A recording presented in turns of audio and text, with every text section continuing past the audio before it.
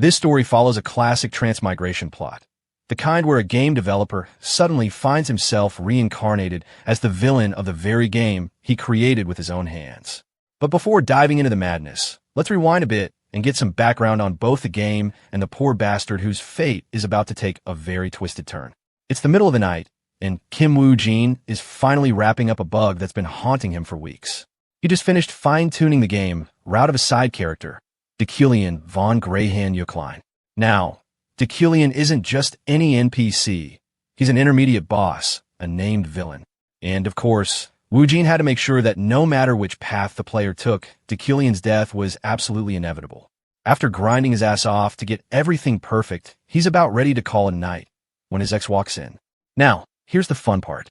Not only is she his ex, but she also happens to be the team leader of the development team. Their relationship had its moments, but over time, things fell apart. Woo-jin was a lazy-ass procrastinator, while she was a workaholic who lived and breathed ambition. Sure, she did push him to be a better person, but in the end, it wasn't enough. 6 months later, he found out she had moved on. Anyway, she casually strolls in, takes one look at Deucalion on the screen, and drops an absolute bomb. Turns out, Deucalion's character design was based on Woo-jin himself.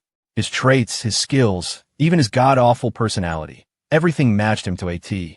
Before he can even process that piece of information, she notices her new boyfriend waiting outside and leaves without another word. Now, it's almost 2 a.m., and Woo-jin is still obsessively testing Deucalion, making sure every little detail is perfect. But he doesn't like this whole Deucalion is supposed to be him thing. Because, let's be honest, Deucalion is a total bastard, a so-called magical genius from childhood, put on a pedestal for his potential. But in reality, just another mediocre, noble drowning in arrogance. His personality is so damn twisted that calling him human would be generous. In the game, he's supposed to get stronger over time, but no matter what, he remains the one character everyone loves to hate. Feeling a little mischievous, Woo-jin decides to tweak Deucalion's personality a bit, add something unique, something special, just for him. Since this villain is practically his in-game doppelganger, he throws in a new attribute, comprehension. And because he's already in the mood, he sneaks in a few of his personal favorites: wealth, Midas touch, sharp eyesight, and iron will. But after stuffing Deucalion with all these overpowered perks, it hits him. Maybe he went a little overboard. He quickly moves to revert everything back to normal, because the last thing he needs is another game-breaking bug right before launch. And that's when he gets a text. The message tells him to look outside. Confused, Woo-jin glances out the window, only to see a massive hole in the sky. The next thing he knows, a lightning bolt comes crashing down toward him, and before he can even curse, everything turns black. When he opens his eyes, he's no longer Kim Woo-jin. It's been a few days since he woke up inside the game, inside the body of Deucalion, the very man doomed to die, no matter what. As he's still grappling with this absolute nightmare, Deucalion's sister suddenly barges into his room. Annoyed as hell, she scolds him for slacking off instead of handling his duties as a distinguished professor. Apparently, he's been sulking over a woman instead of doing his damn job. After dumping a pile of documents on his desk, she storms out, but not before warning him to get his act together, because she won't stand for him dragging the family name through the mud. At first, Woo-jin thought this was just some messed up dream. But as the days passed, the overwhelming realism of it all forced him to accept the truth. He still doesn't know if this is some kind of afterlife, considering, well, he did get obliterated by a lightning strike. But one thing is clear. He's now literally the villain of the game he once developed. And if anyone needs a reminder, let's spell it out. Deucalion is a mid-tier boss. No matter which route the player takes, he is the root of all problems, the ultimate enemy of everyone, and the reason countless characters suffer. And now, Woo-jin is him. Woo-jin had a lot on his mind, but one thing bothered him more than anything. He had no clue which part of the story he was currently in. The only thing he knew for sure was how much mana he had, but even that wasn't much help since he had no idea how fast it would run out.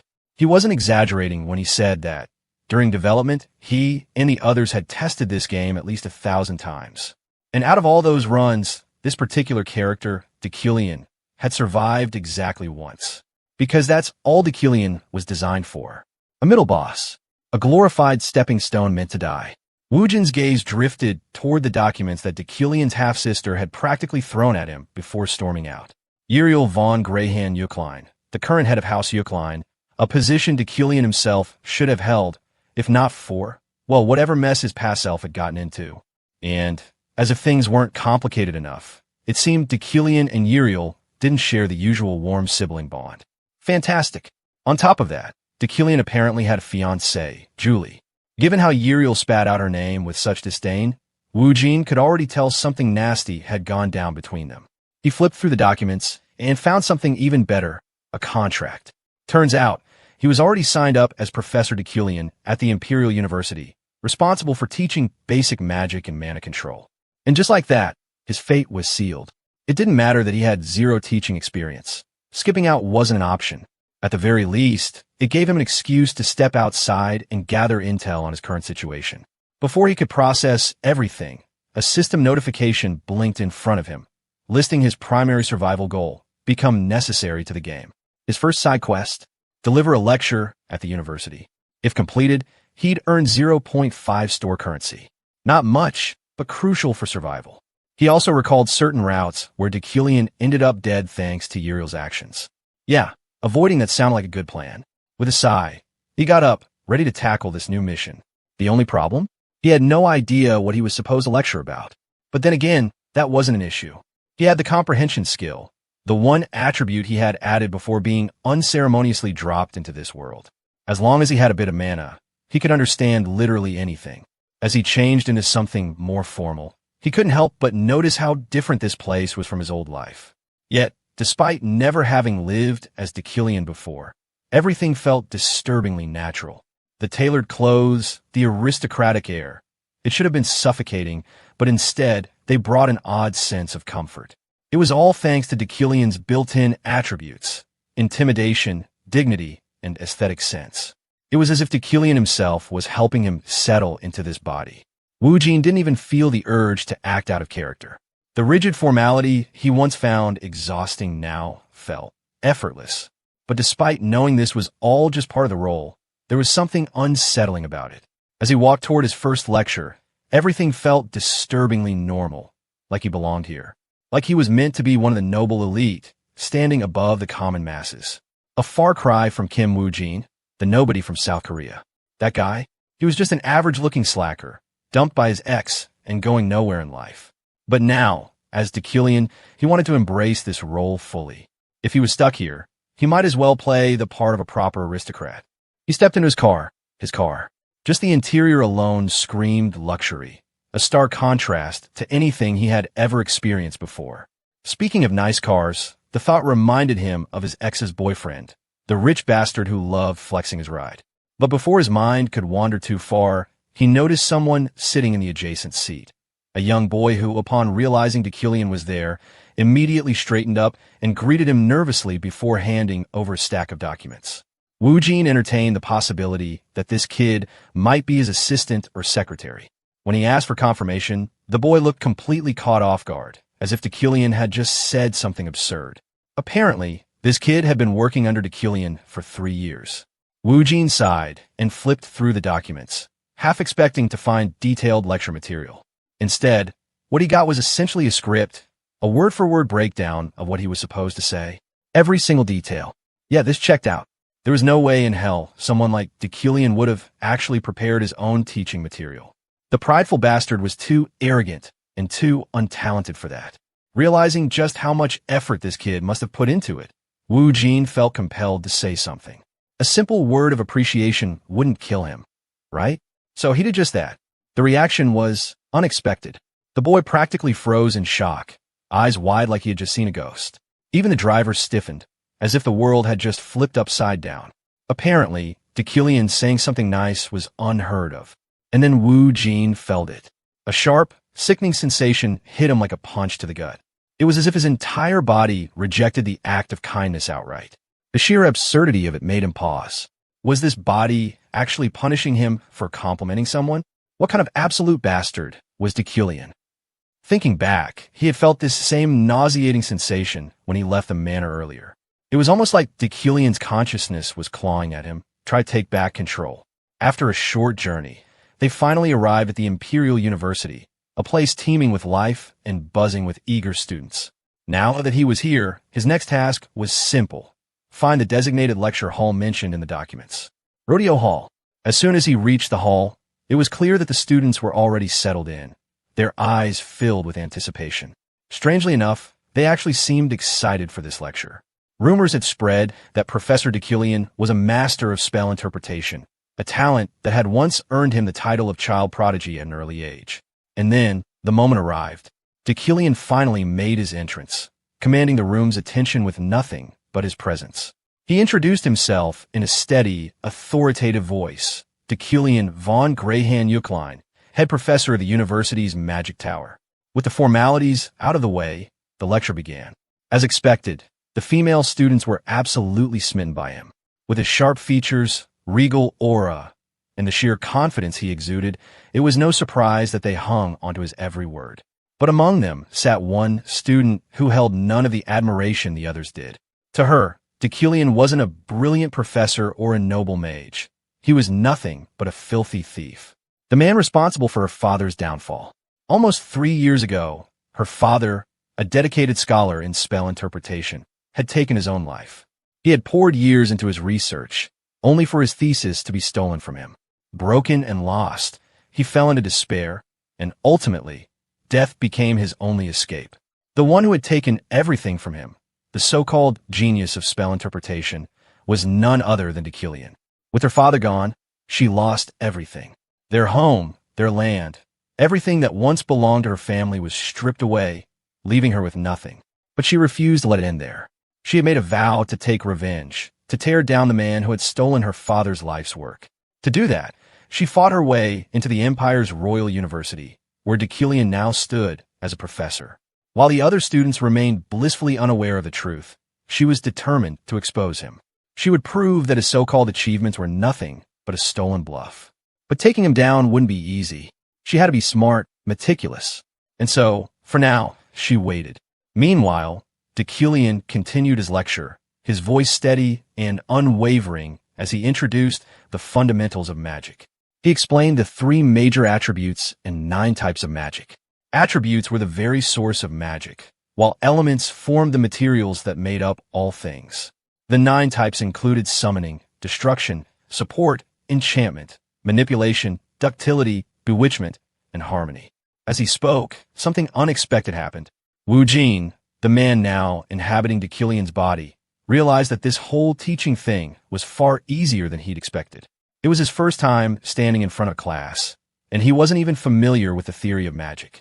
Yet, even though he was simply reading from a prepared script, everything made perfect sense to him. Not only that, but Deucalion's natural authority made the students hang onto his every word. Even the usual elitist nonsense, things like maintaining strict eye contact and controlling the room's atmosphere, felt effortless like second nature. Maybe, just maybe, this version of Deucalion truly had the makings of a great teacher. The lecture continued, delving deeper into the nature of mana. The way mana functioned depended on where it was stored in the body. Mages typically stored it in their heads, as it made spell casting easier. Knights, on the other hand, stored mana in their hearts, allowing them to channel it through their blood vessels. Then there was the inner core, a method that combined both internal and external mana, making it the most universally effective storage system. In short, talent mattered, but hard work was just as crucial. If someone lacked natural ability, their only choice was to pick a path and focus everything on it. Ironically, Wu Jin couldn't help but reflect on how unimpressive Deucalion's own mana capacity actually was. His current reserve sat at around 3,500. To put that into perspective, there are mages out there whose primary mana pools exceeded 30,000. It was almost laughable that he was the one lecturing students on magic when, by all logic, he should be the one taking notes. With that, the lecture finally drew to a close. But there was one last line in the script he hesitated to say. He was certain that if this were the old Deucalion, he would have completely ignored it. The line read, "If there are any students who have questions, feel free to ask." For a moment, silence filled the room. The students seemed completely absorbed in the lecture, leaving no room for doubts or confusion. Even Deucalion himself felt relieved. No questions meant no unnecessary trouble. But just as he let his guard down, a lone student stood up. Her, the one who despised him more than anything. She had something on her mind. Last night, an unusual spell had been discovered in the dormitories, something suspected to be the work of the devil itself. But before answering her question, Deucalion's cold gaze locked onto her. He pointed out her lack of basic etiquette. She hadn't even introduced herself before speaking.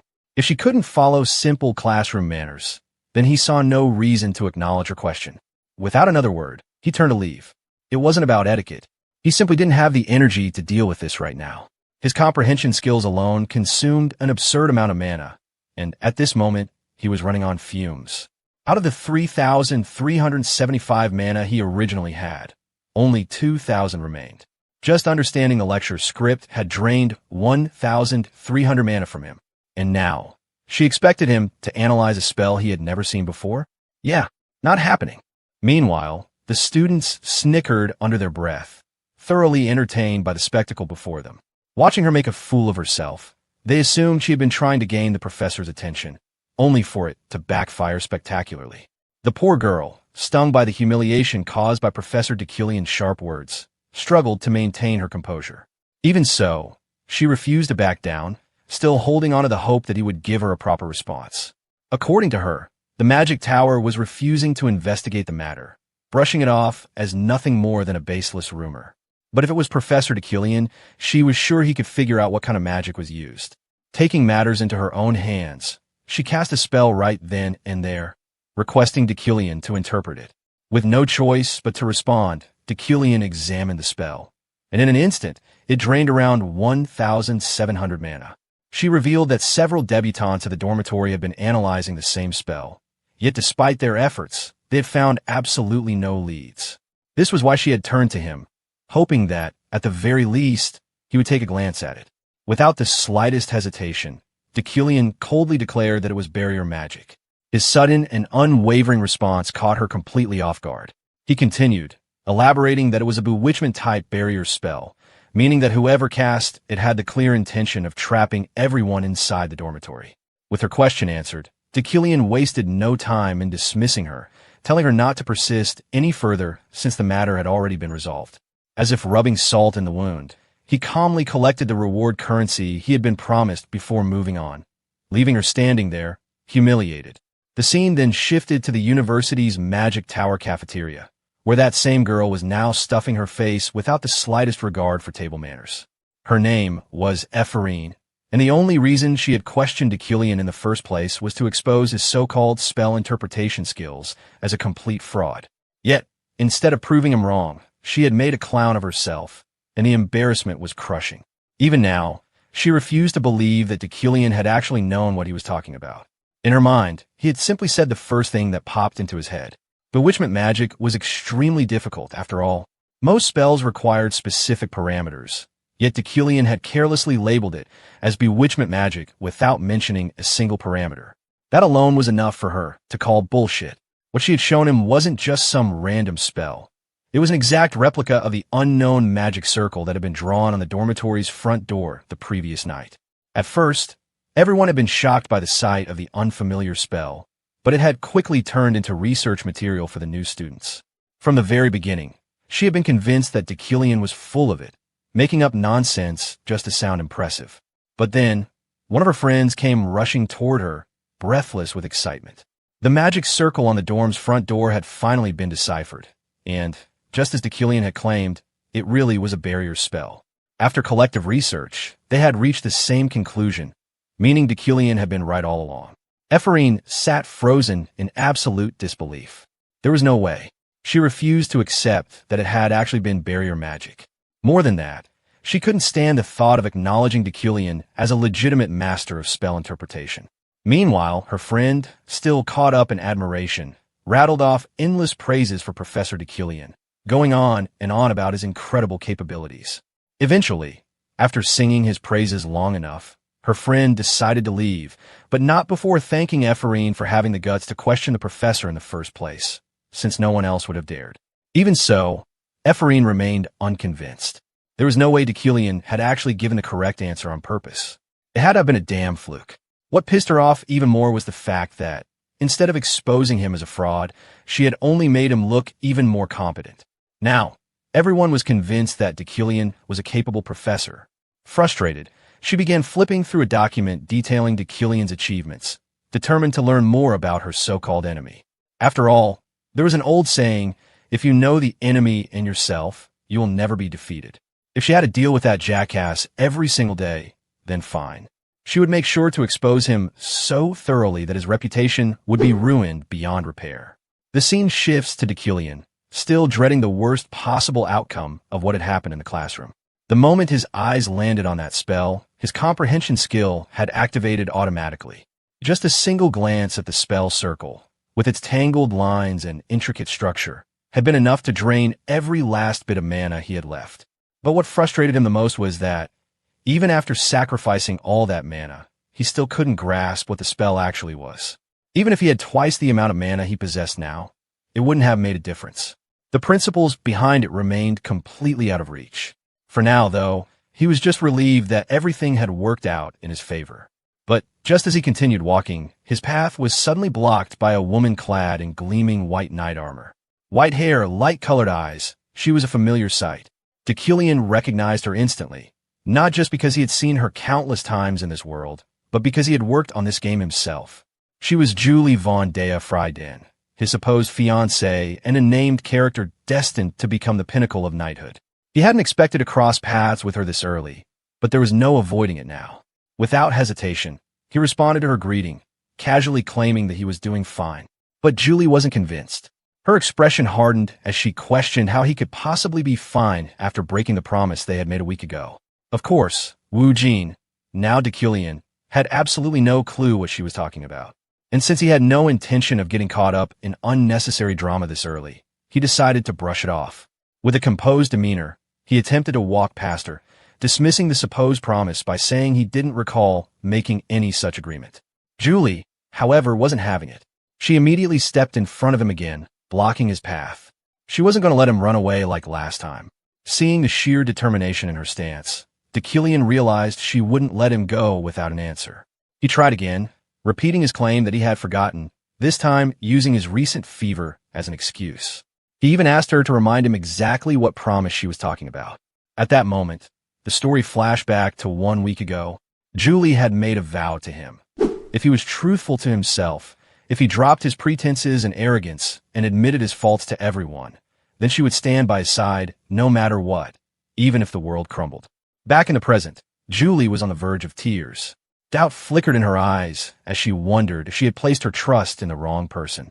With a sulking expression, she finally stepped aside, allowing him to leave. Deucalion, however, didn't even spare her a second glance. He didn't ask what was wrong, didn't acknowledge her pain. He simply walked away. And that, of course, annoyed the hell out of Julie, though she kept her frustration to herself. Their engagement had never been about love. It was a union of convenience, carefully arranged to benefit both families. Deucalion, a talented mage, and Julie, a prodigious knight. Their marriage was meant to strengthen the influence of their noble bloodlines. The Yucklines and the Freidens, two powerful families standing together. No one had objected to it because, on paper, it was the perfect match. But reality was a different story. As time passed, it became clear that Deucalion's so-called talent had never truly existed. He was not the prodigy the world had believed him to be. Perhaps he refused to acknowledge it himself, but the truth was undeniable. He had deceived everyone, branding himself as a genius in spell analysis and even managing to secure a position as a professor. But that illusion eventually crumbled. Headlines had spread like wildfire, claiming that the youngest top professor of the Magic Tower was on a steady decline. After that, Deucalion had stopped making any notable achievements. Even so, the Yucklines and the Freidens had done everything in their power to keep the scandal quiet. Julie was certain that neither household wanted to become the subject of gossip. They had no intention of letting their family's shame become public knowledge. But Julie couldn't just accept it. She had agreed to this marriage despite lacking any love for Deucalion, but she refused to tolerate lies. They clashed with everything she stood for as a knight. What stung the most, however, was that Deucalion himself had promised to uphold her beliefs. He had agreed to remain a truthful person, and yet, now it seemed to her that it had all been just another load of bullshit. Before moving forward, let's take a moment to understand the significance of the Imperial University and the Magic Tower. The Imperial University is the most prestigious institution in the game, and among its various departments, the Magic Department reigns supreme. To put it into perspective, The magic department is like the Korean University Medical School, while the magic tower is comparable to the Korean National University Hospital, a place of cutting-edge research and top-tier professionals.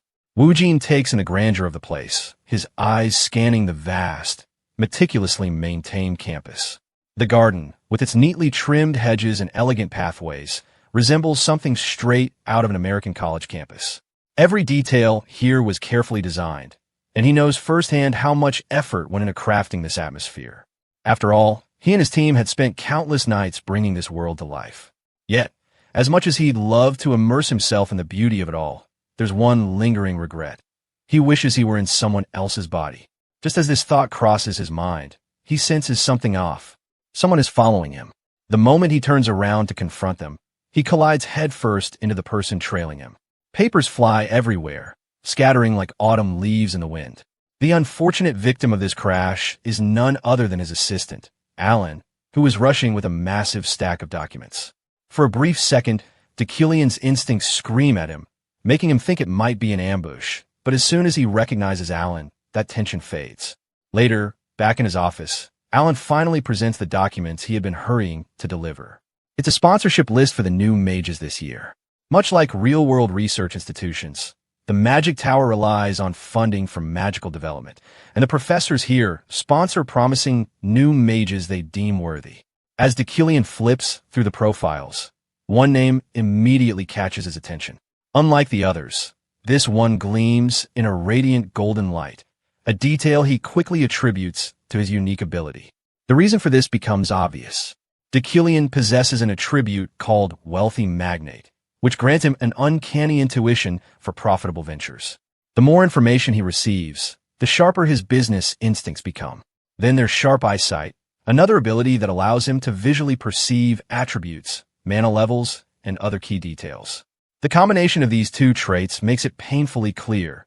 Any name shining in this golden glow is a walking fortune just waiting to be claimed.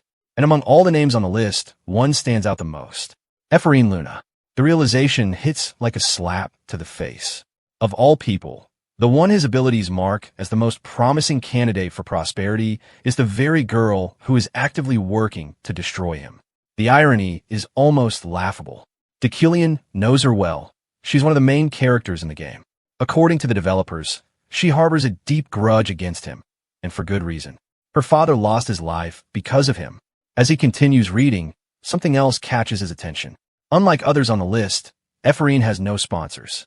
When he questions Alan about it, the answer is hardly surprising. Everyone is being cautious.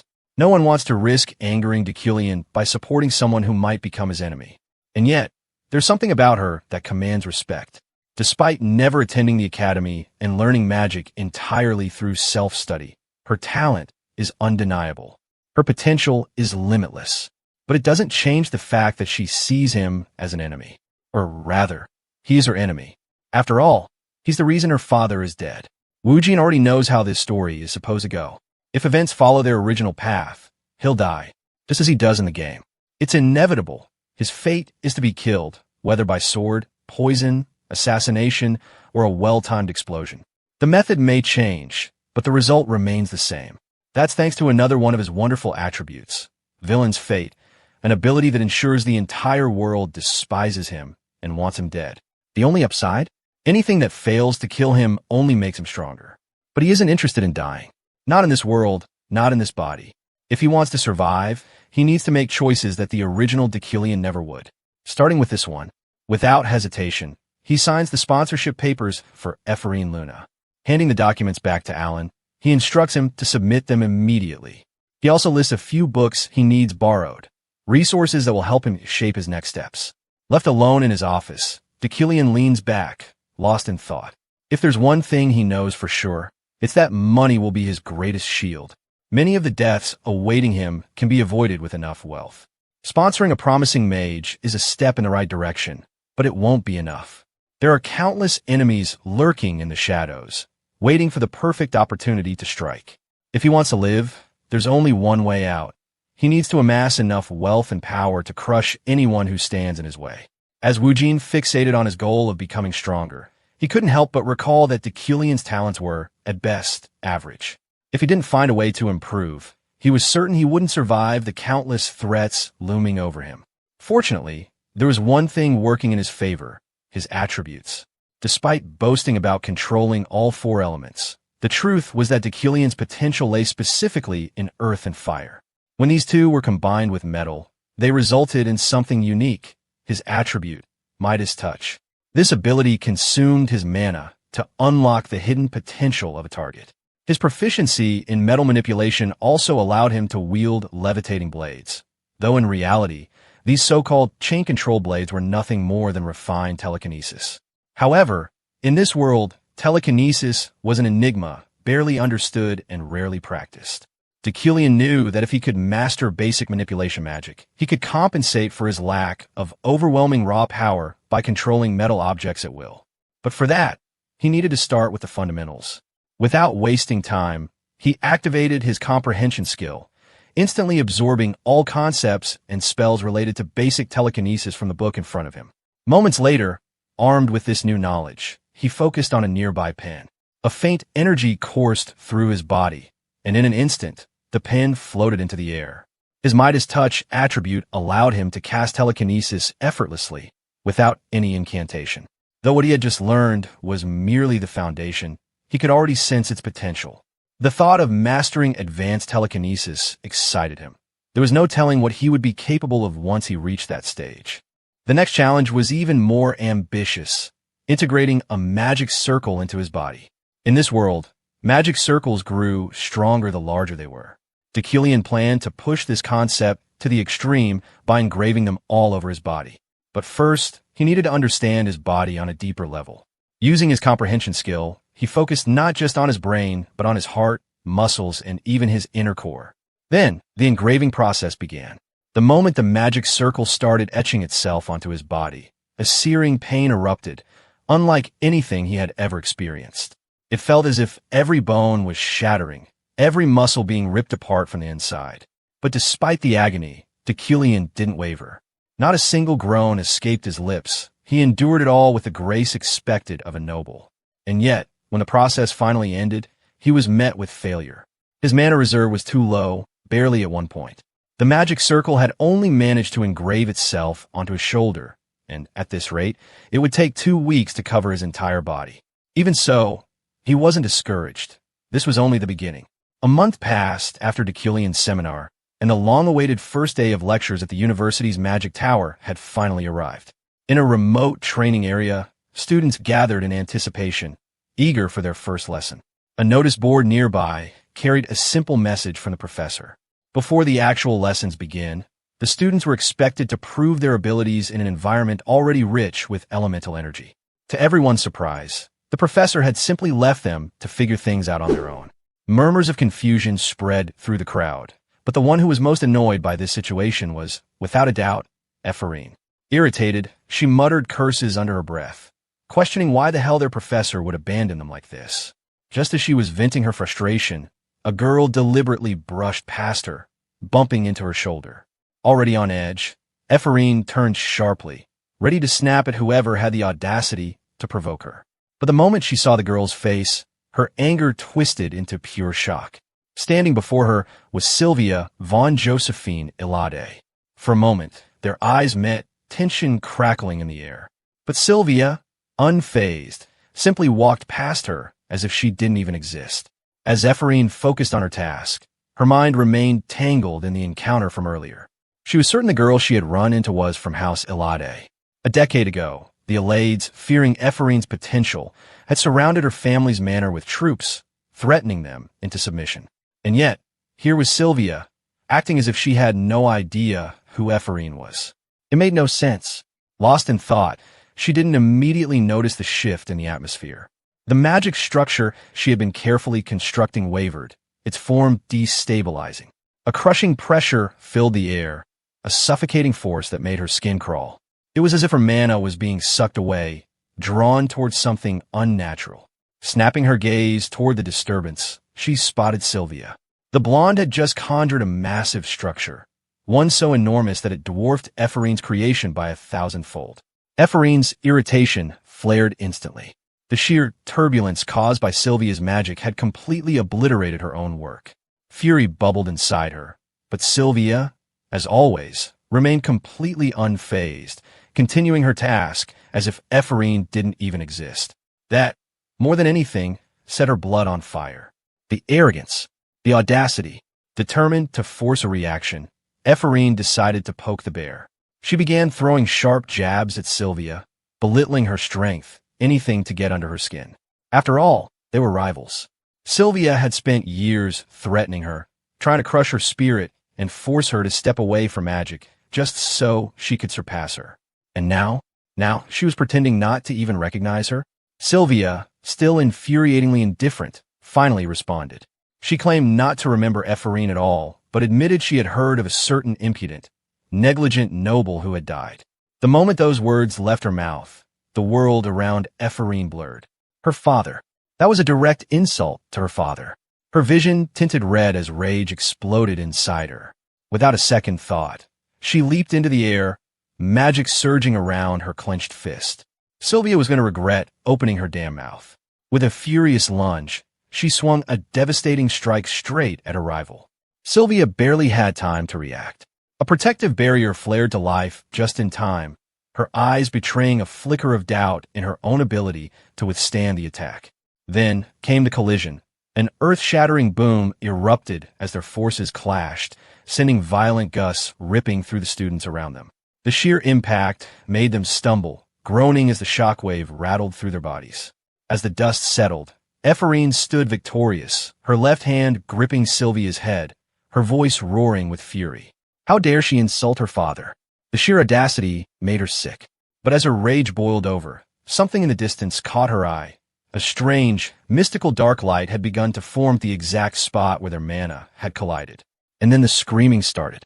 The students panicked as the space around them distorted, warping unnaturally. Ephraim's breath hitched. A void.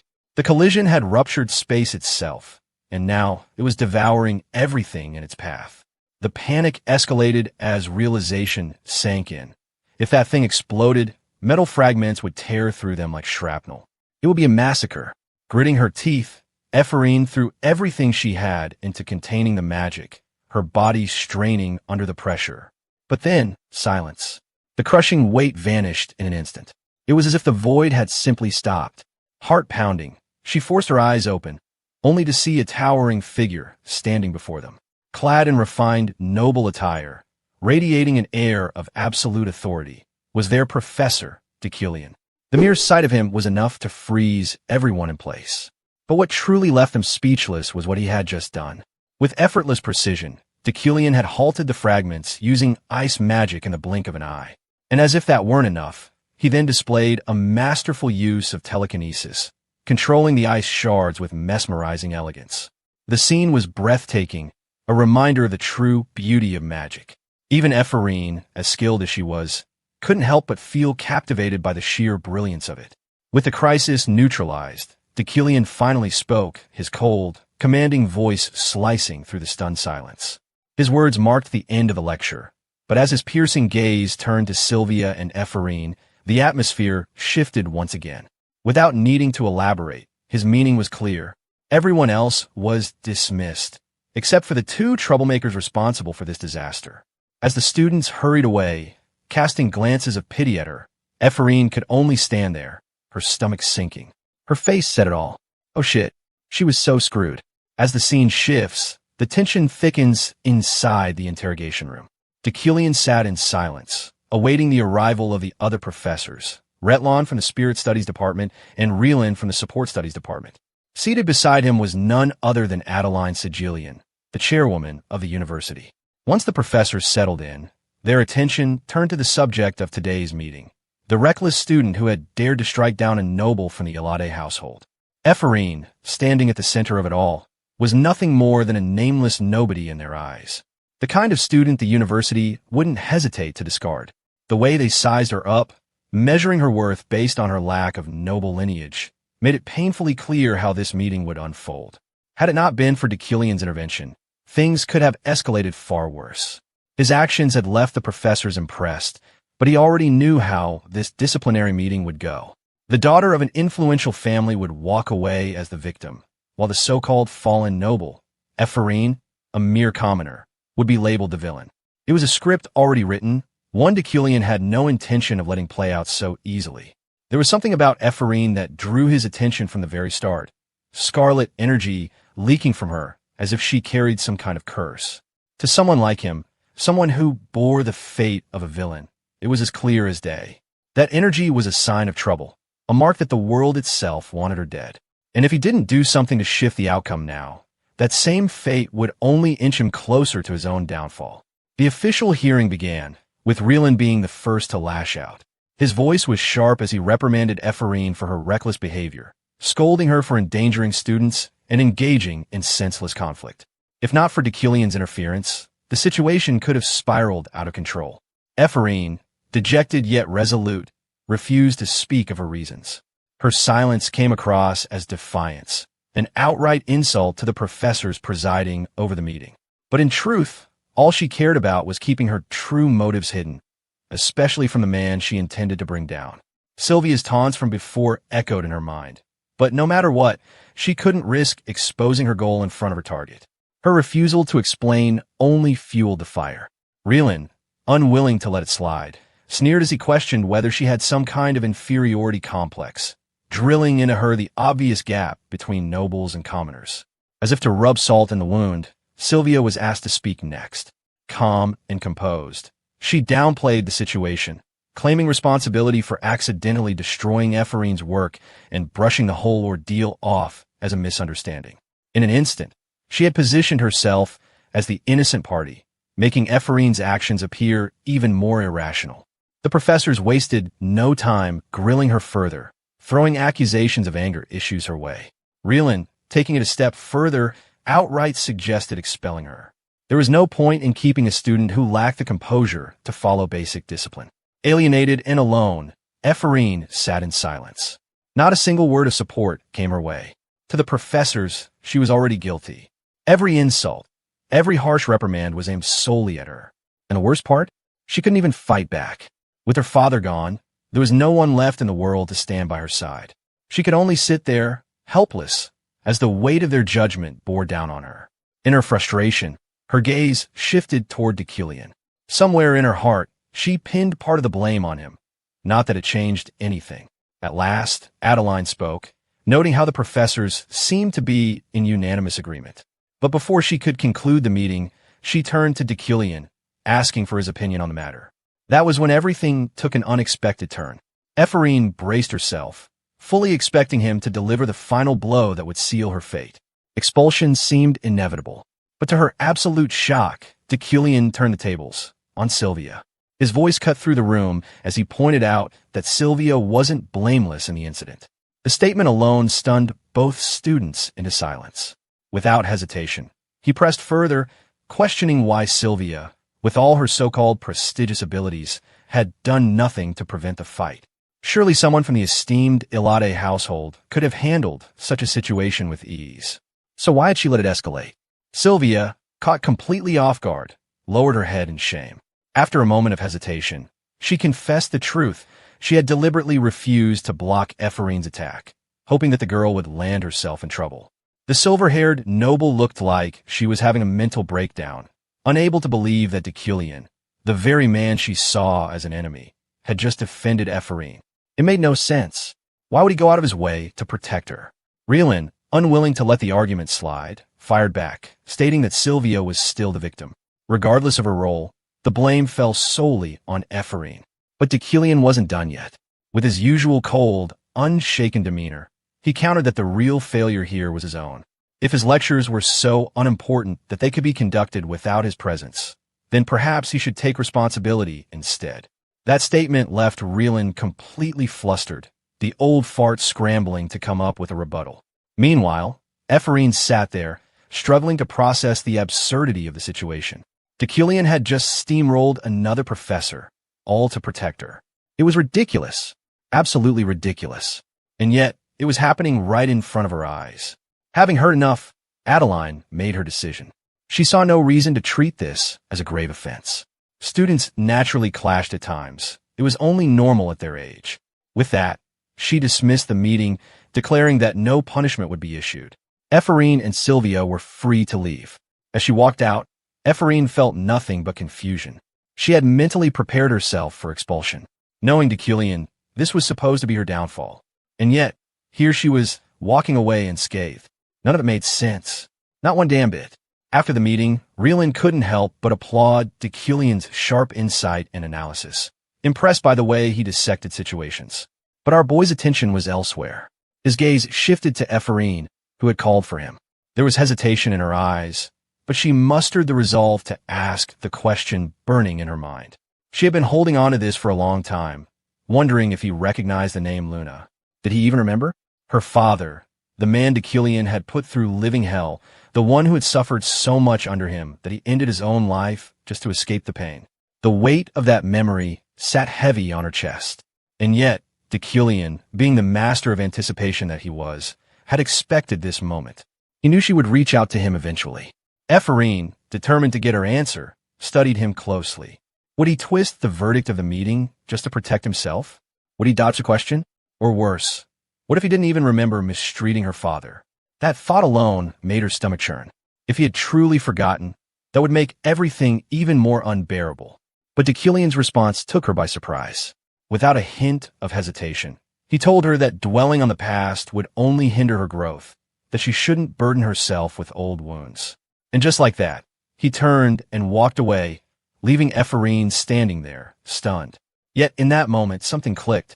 He had to know about her father, because if he didn't, he wouldn't have gone out of his way to help her. Did he feel guilty? Was this his way of making amends? She couldn't tell. But if his help was some form of pity, then fine. That was enough for her. At the very least, the scumbag professor hadn't completely erased his sins from memory. And as long as that was the case, she could live with it. With that, the conclusion of Ephraim's case was settled, resulting in an unexpected addition of 2 points to Deculion's death prevention score. In the next scene, Sylvia found herself explaining everything to her father, Giltheon, the head of the Illade family and a powerful Esper mage. Calm yet firm, Giltheon responded with a blunt truth. Ephraim Luna, the once promising student, had already missed her chance to shine as a mage a decade ago. It all went back to the time of the aptitude exams, when Sylvia and Ephraim met for the very first time. During that moment, something strange had happened. The manometer, used to measure magical potential, went completely haywire in their presence. Everyone there witnessed it. It was as if the device couldn't handle what it had just sensed, predicting both girls as future archmages. The two of them had just stared at each other, completely blank, unable to process the absurdity of what they'd just heard.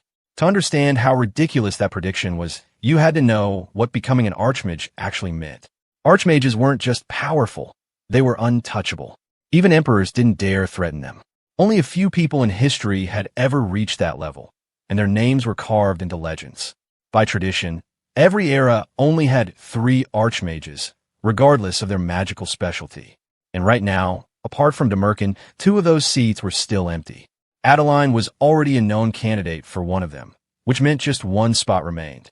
And so, the age-old rivalry between the Illade and Luna families was reignited. Now, their daughters would go head-to-head for that final title. Giltheon made his intentions painfully clear. His daughter would take that seat, no matter what. He had even gone as far as threatening Ephraim's father, effectively forcing him to pull her out of the academy. Sylvia knew the truth. Her family's obsession with overpowering the Lunas wasn't about vengeance or pride. It was about putting her on the throne. They were dead set on making her the next archmage, even if they had to bulldoze everything in their way. And deep down, Sylvia wanted that title too. It wasn't just her family's ambition. It was her predicted fate. Maybe that's why Ephraim's words from back then had stung so much. Still, she brushed it off, calling it nothing more than bad luck. As for Giltheon, he wasn't really worried about Ephraim herself. No, the real concern was Professor Deculion. In his eyes, Deculion was just an ordinary man who happened to be a genius in his youth. But that was the problem. Someone like that could suddenly rise out of nowhere and become a serious threat. A dark horse. Of course, none of that was news to Sylvia. She had sensed Deculion's potential from the very beginning, the moment he casually deciphered the trap she'd laid during the explosion. Yes, it was true. Sylvia had wiped out Ephraim's mana during that fight, but she hadn't stopped there. She had also planted a subtle trap, one that would send the void spiraling into chaos, making it look like Ephraim was the root of the problem. But Deculion had seen right through it. From the very start, he'd noticed the details, caught on to the setup, even though Sylvia had been ridiculously careful not to leave a trace. And yet, he hadn't exposed her. Instead, he stepped in and created a third path, offering both girls a compromise, a way out. It was his silent warning: play by his rules, or face the fallout. Looking back now, Sylvia realized she had completely underestimated him. And for the first time, she couldn't help but wonder, what kind of man was Deucalion really? A few days slipped by, and we finally get a peek into Deucalion's ridiculously glamorous lifestyle. This man is out here living like Bruce Wayne, dripping in luxury, chauffeured by his personal driver, rocking that cold, composed professor vibe like it's his birthright. As he sits back in the car, his thoughts quietly affirm that supporting Ephraim during that critical moment was the right call. Not only did he dodge one of the death flags, but he also managed to bag some store currency out of it. He hadn't really expected Ephraim to make a move that soon. Hell, it was their first encounter. But even back then, he could feel the hostility radiating off her like a bad aura. And now, thanks to stepping in, he's earned Sylvia's hatred too. But it was still the best play on the board, no regrets. Even though Deucalion isn't exactly a fan of social events, fake laughs, fake faces, fake drinks, he's not about to pass up the chance to rack up more store points. Especially now that a side quest popped up, attending the New Year's flower event. Another half point added to his stash. He still needs 5 total to access the shop, so for now, he's all about mingling with the main cast. Arriving at the venue, he's met with all the pomp and respect a high-ranking noble could ask for. The place is crawling with aristocrats and their overpriced smiles. Deucalion casually scans the party, noting all the important faces, but one in particular stands out: Ehelm. A major character and fun fact, one Kim Woo-jin personally designed back when this was just a game. So yeah, meeting him here, definitely worth it. Things are going well until an old man suddenly shouts Deucalion's name in delight, completely blowing his low-profile entrance. Just like that, dozens of eyes snap toward him. The party practically erupts in celebration of his presence. That peaceful confidence he had about this event, shattered, gone, dead. While he's trying to compose himself, he overhears a comment about Sir Ganesha. His instincts kick in immediately. No way in hell is he missing the chance to interact with her. Ganesha isn't just anyone. She's one of the most important characters around. He follows the voice through the crowd, eyes scanning with laser focus, but there's no sign of her. Internally, he's cursing everything. He can't afford to miss this shot. But the joke's on him, because Ganesha's been standing right behind him this whole time. She's currently ranked the 5th strongest character introduced in the story so far, and she's up on the higher floor, looking down at the party like some kind of scarlet-haired goddess. Deucalion makes a move to approach her. Finally, some progress. But nope, fate hates this man. Ehelm decides to butt in at the absolute worst moment. Let's talk about Ehelm real quick. Royal Palace Mage, ranked monarch, equal in title to Deucalion, and a certified pain in the ass. He greets Deucalion with a smug smirk, acting surprised that the great professor even remembers his name. Then he immediately shifts gears, bringing up rumors about Deucalion's research being stagnant for the past 3 years. Apparently, people are starting to doubt his talent. The audacity. Ehelm's not just throwing shade, he's launching missiles. Turns out, they used to be close back in university. But once Deucalion landed the head professor position, Ehelm's envy went full toxic.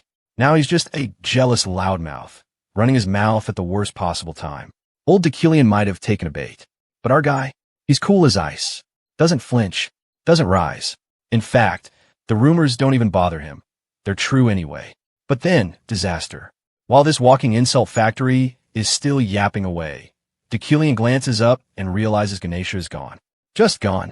The one thing he wanted to do today, and this damn rotten cheese ruined it. Yeah, that's his nickname now. Rotten cheese. Deal with it. Annoyed beyond belief, Deucalion walks right past him, muttering a curse, and actually calling him a piece of rotten cheese to his face. It's beautiful. Iconic. Ehelm is left standing there, stunned, probably questioning his life choices. Deucalion doesn't look back. He has bigger problems now, like finding Ganesha before she leaves the entire event. People start murmuring about his sudden disappearance, wondering where the hell the professor went. He really wanted to shut rotten cheese down right then and there, but the crowd made that impossible. Then, out of nowhere, Ganesha calls his name. He turns, and there she is, standing right beside him, calm and unreadable. Turns out, she was watching. And now she wants to know if he came looking for her. It was true. Deucalion had found her by pure chance, slipping out from the clutches of those idiots running the gathering event. But even so, her reaction caught him off guard. There was something in the way she looked at him, something that made him wonder. Had these two met before? The Scarlet Adventurer let out a light chuckle when he casually claimed he'd just gotten lost. Ganesha wasn't buying that crap for a second. She called him out instantly, saying she knew damn well he'd been searching.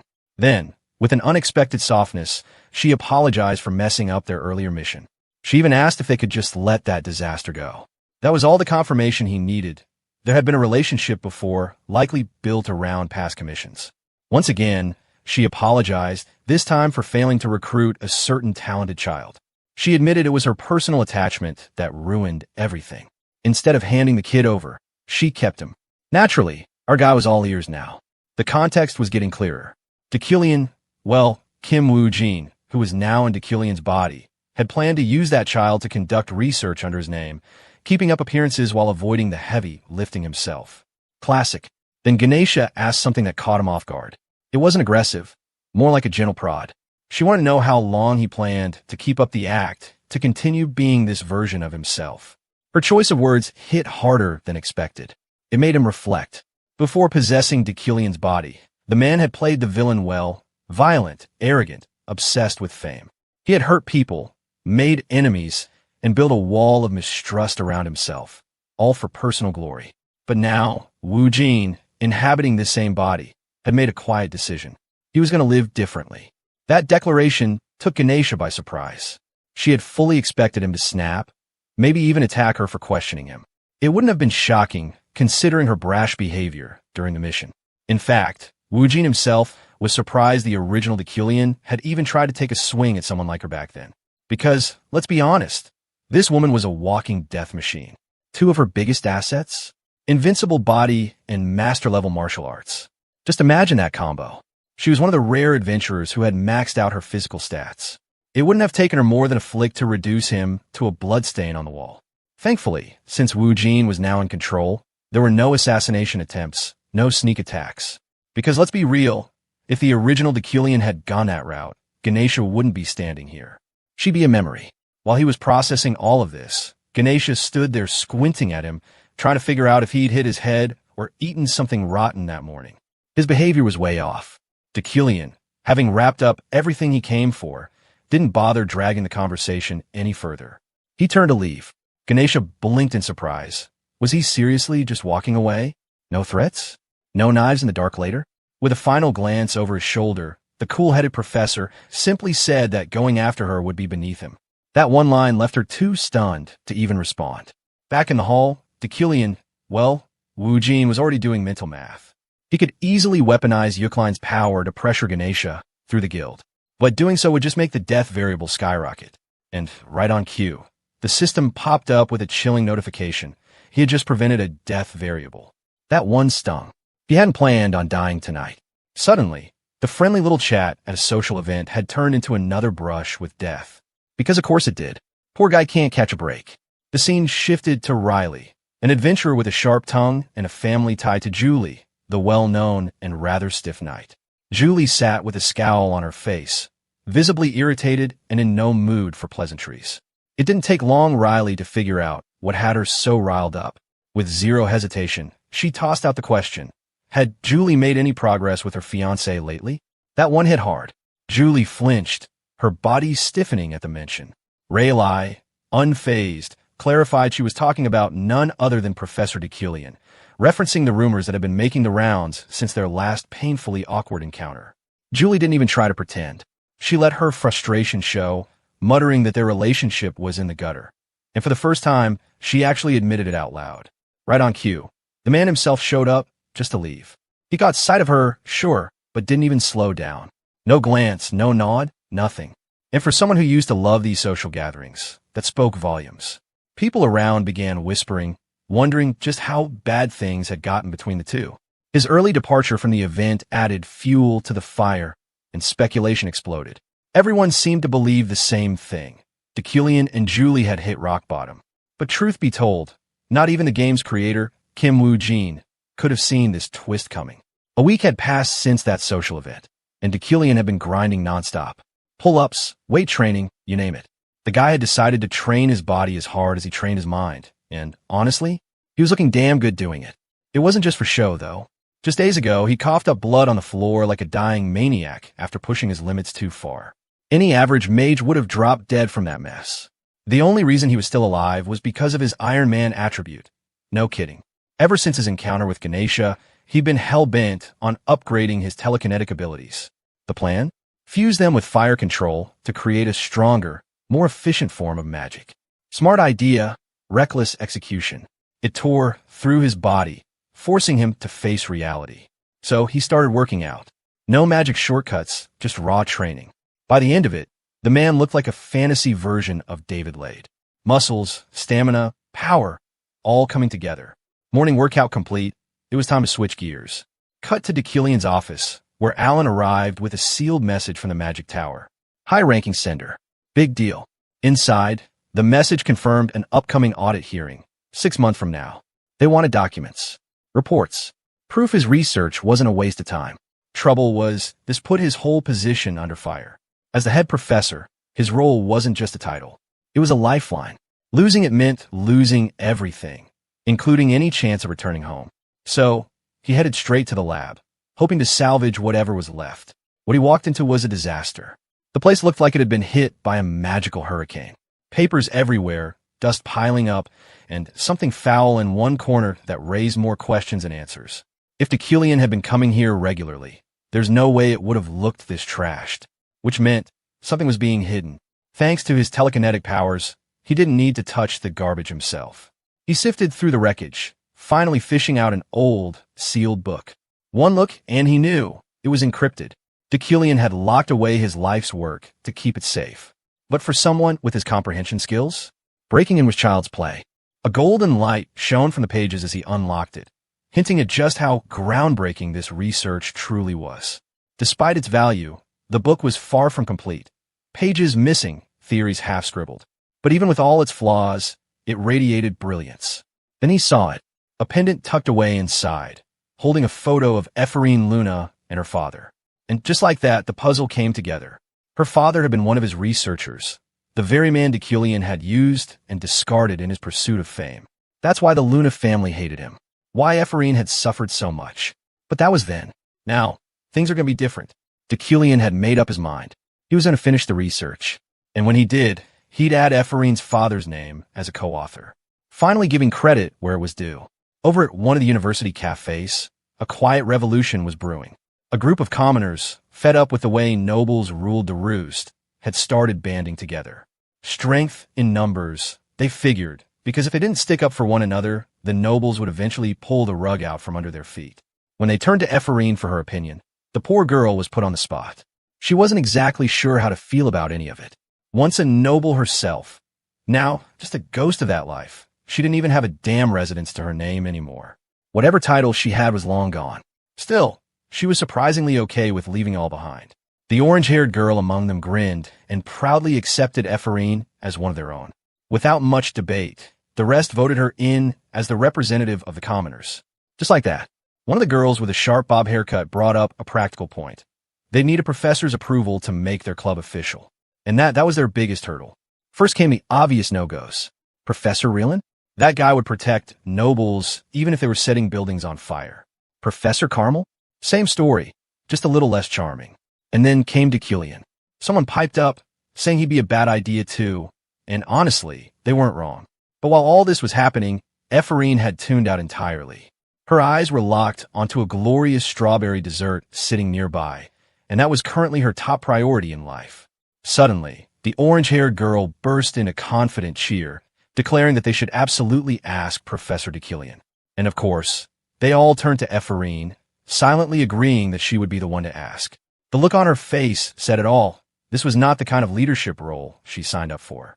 One guy chimed in, saying Deucalion was her best bet because he looked down on everyone equally, noble or commoner. That, and the fact that Ephorine had gotten off easy last time, thanks to him, meant he probably favored her, even if just a little. At least, that's what they all thought. Ephorine, clearly uncomfortable, made it clear that there was nothing going on between them. She didn't even want to hear Deucalion's name, let alone make a request. She straight up refused and stormed off. But of course, the orange-haired girl chased after her, still hopeful she'd change her mind. Ephraim didn't hold back this time.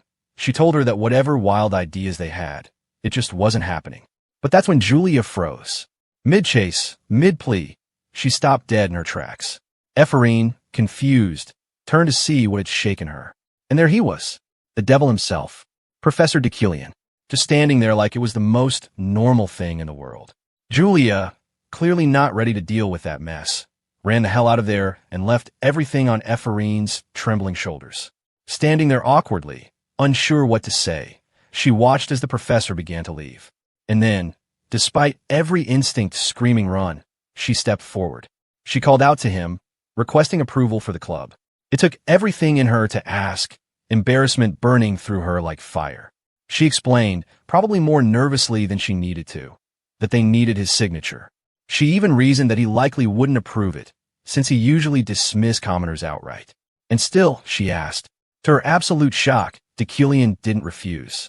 He took the letter, signed it without a word, and asked for the club details to be sent to his office. Just like that, Ephraim stood there, starstruck, staring at the signed paper in disbelief. She couldn't wrap her head around it. What was with this guy? What the hell was he thinking? Julia came skipping back, giddy like a kid on a sugar rush, thrilled that Ephraim had actually pulled it off. Meanwhile, Ephraim just kept wondering, why? Why was he being nice? Why her? Nothing about this felt normal. Later, during a lecture, Deucalion began teaching about the fundamental building blocks of magic, elements. Stuff that should have been straightforward, but apparently still baffled even advanced mages. Categorical versus pure elements, simple in theory, messy in practice. Ephraim, however, had mentally checked out.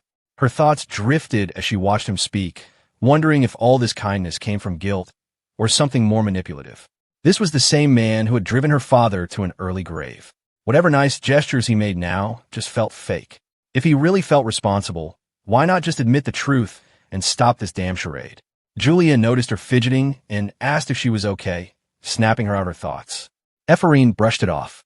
Julia assumed she was annoyed at the students sitting across from him.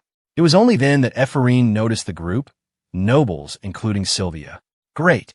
Thanks to her little stunt from before, Ephraim had managed to piss off nearly every noble family in the academy. But she told Julia it was fine. She just wanted to focus on the lecture. Zooming back in on Deucalion, he was now diving into the structure of magic circles. The guy wasn't just flexing his power anymore. He was teaching. Really teaching. Every stroke, every line in the circle had meaning. The lesson today focused on something he called flowing fire. And Ephraim was right to notice the shift. Deucalion's old lectures were full of ego and theatrics. But the man standing there now, Kim Woo-jin, was rebuilding those lectures into something beautiful. A showcase of pure magical understanding. Even Sylvia, once so jaded and bored by magic due to her natural talent, found herself pulled in. The lecture reached its peak as Deucalion demonstrated a fusion between the fire and water circles, creating a mesmerizing purple pattern. Fire that flowed like water, it stunned the room. The students were hooked. Sylvia looked like she'd rediscovered wonder itself. And it all came down to this shift. Mages were usually divided into two kinds, those who relied on theory and those who thrived on raw intuition. Most geniuses didn't even know why their magic worked. They just did it. The irony? Theory could slow you down, trap you in overthinking. But now, here was a so-called elite professor, the same guy who had a reputation for being cold and untouchable, pouring effort into teaching theory with real clarity. When the lecture finally wrapped up, Ephraim was left in a daze. Her entire impression of the professor had been flipped upside down. She hadn't expected to enjoy it, not even a little. Yet there she was completely absorbed, like her brain had been hijacked by actual interest. But the moment she stepped outside, reality smacked her across the face. Her eyes landed on the door, and it was plastered with an ugly mountain of slurs. Just wonderful. Clearly the work of those snot-nosed nobles who lived to harass her. Ever since that mess with Sylvia, things had gone from bad to worse. Then, right beneath all that hateful crap, something caught her eye, a sponsorship certificate, neatly placed under her door. Her first thought? It had to be a damn joke. No one from House Elade would willingly lift a finger for her, let alone fund her. Still, she wasn't dumb. Even if it was a prank, this was the kind of thing you document. So, with a mix of sarcasm and curiosity, She made her way to the Magic Administration office to get it verified. That's when things got wild. The receptionist confirmed it. The seal was real. That flimsy little envelope. Legit. Ephraim felt her entire body jolt, like she'd just been electrocuted.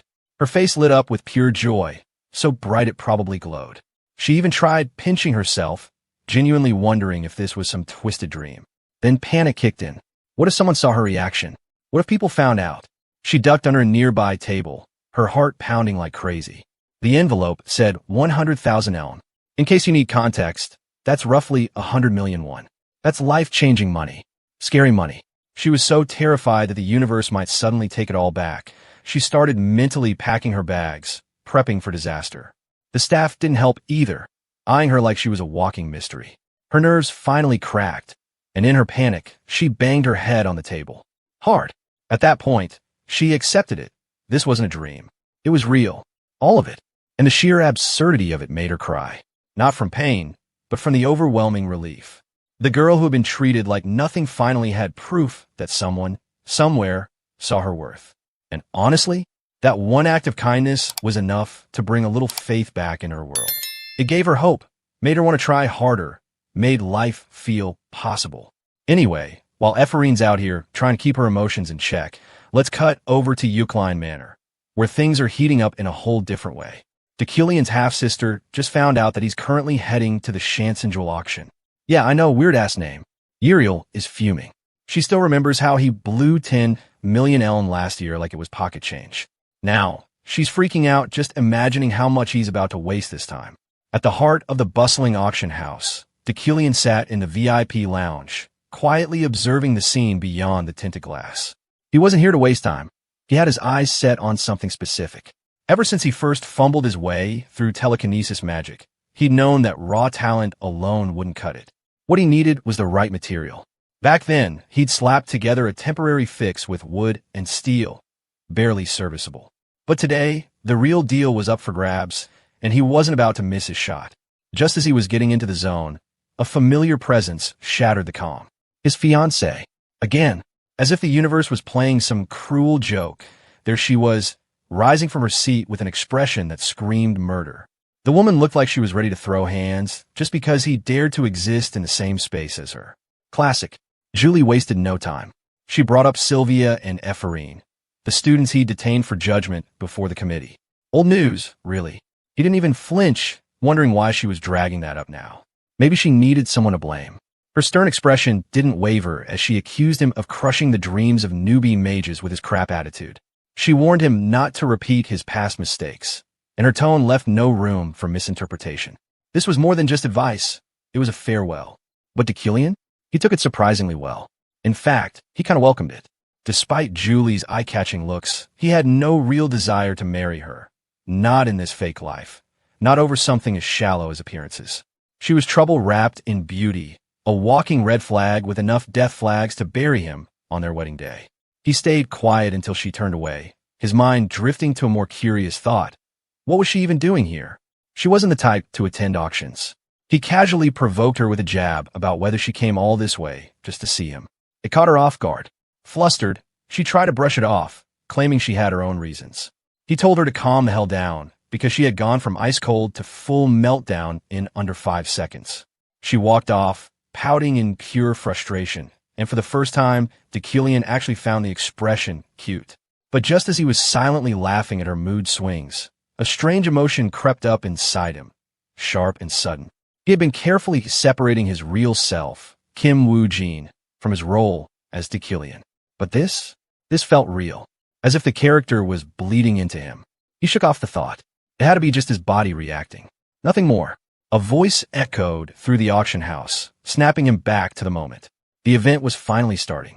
As the curtain lifted, the first item was revealed, a special vase crafted by a renowned Eastern artisan. The golden shimmer that radiated from it reached Deucalion, a glow he instantly recognized from his research. That light was no illusion. It meant the item was legit, valuable, and potentially game-changing. Bids started flying until Deucalion slammed down 2.5 million elm, instantly claiming the vase. The price wasn't even a concern. Deucalion had over 200 million sitting in his account. Money wasn't just an object, it was a weapon. The vase was only the beginning. One after another, high-value items were snagged by him. A rare ring, a pair of enchanted scissors, a rune-carved necklace. He was on a roll. And yet, the man still had the gall to casually throw $5.5 million on a single bid, sending shockwaves through the room. Attendees were left gaping. Who the hell throws around cash like this for fun? Julie, unsurprisingly, saw him as nothing more than an attention-starved lunatic with too much money and too little restraint. To her, their personalities were oil and water. She figured he was just wasting funds for the hell of it. But she wasn't here for him. She had a target of her own, the Winter's Fire, a legendary or rumored to hold both heat and cold in perfect harmony, an impossibility crafted by nature itself. The final item was unveiled, a glowing, ethereal snow flare stone. It was breathtaking. Even Killian paused. This was one of the 10 rarest materials in existence. Perfect for forging a sword. Only dragon bones could top it in value. This was it. The moment both of them had come for. Bids escalated quickly, rising to a steep 30 million elm. Julie looked confident, smug, even believing the win was hers. Her eyes sparkled with triumph until someone raised the bid to 31 million. Her expression soured immediately. She turned, glaring, already knowing who dared to steal her moment. Killian, of course. The man just couldn't let her have a win, could he? She pushed forward with 32 million. He casually countered with 33. The crowd murmured, watching the back and forth. Some wondered if he was trying to buy the stone for his fiancée, but anyone paying attention could tell. This was war. Killian, in that moment, realized something. He wasn't just bidding against strangers. He was clashing head-on with Julie's personal ambition. If he won, she'd carry a grudge the size of a mountain. But still, this was the first time the flare stone had shown up in 3 damn years. He knew it was risky. He knew this could bite him later. But he also knew one thing. He wanted it. And he wasn't going down without a fight.